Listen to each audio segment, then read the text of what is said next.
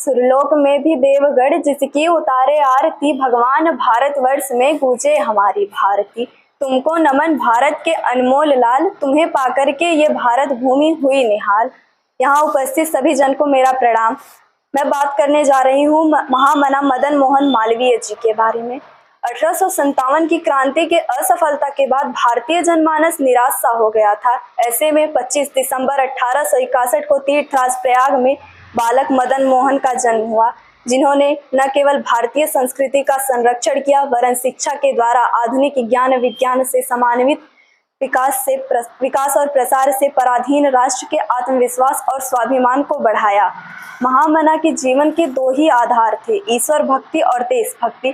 इन दोनों के उत्कृष्ट संश्लेषण और ईश्वर भक्ति का देशभक्ति में अवतरण और देशभक्ति की ईश्वर भक्ति में परिपक्वता ही महामना की जीवन दृष्टि का विशेष पक्ष था।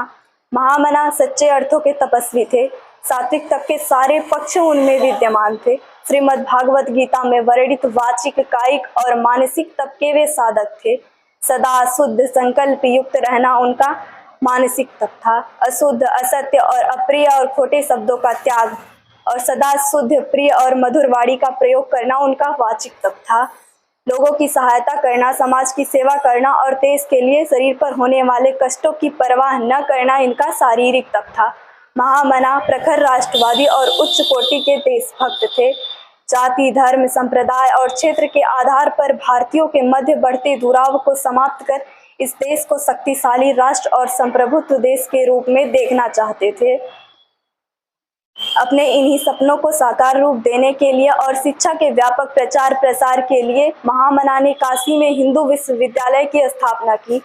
इस विश्वविद्यालय की स्थापना महामना की परिकल्पना ऐसे विद्यार्थियों को तैयार करने की थी जो आगे चलकर देश के मस्तक को गौरव से ऊंचा कर सके। हम सभी जानते हैं कि हमारा देश भारत पूरे विश्व में सबसे बड़ा काव्य का रचयिता है और सबसे बड़ा बलिदानी भी है। सबसे बड़े बलिदान की बात करें तो जब 1919 में अंग्रेजों द्वारा रॉलेट एक्ट पास किया गया था, तो इसमें मजिस्ट्रेटों को यह अधिकार दे दिया गया था कि वह किसी भी संदेहजनक व्यक्ति को गिरफ्तार करके जेल में रख सकती है। पर इसके खिलाफ जब 13 अप्रैल 1919 को पंजाब के अमृतसर में जलियांवाला बाग में सभा आयोजित हो रही थी, तो उसमें जनरल डायर ने गोली चलवाकर हत्या कर दी। इसमें हजारों लोगों की जान गई। परंतु विडंबना तो देखिए, हमारे देश के इतिहास की पुस्तकें पढ़ाती हैं कि आज़ादी दो दस्तावेजों पर दस्तखत होने से मिली है। क्षमा चाहती हूँ, आज़ादी हमें दो दस्तावेजों पर दस्तखत होने से नहीं मिली है, बल्कि इसके लिए कतरा कतरा खून दिया था, दी जवानी जुनून दिया था। खड़े अंग्रेज माने नहीं तो गोलियों से भून दिया था। गोरियों के गाल नहीं थे ना आवाज मजीरों की, खनखनाहट गूंजती थी सेल्यूलर में जंजीरों की। अजी राजनीति से मिली नहीं है, नहीं खरीदी पैसों से, सौदा लहू के मोल हुआ था भगत सिंह जैसों से।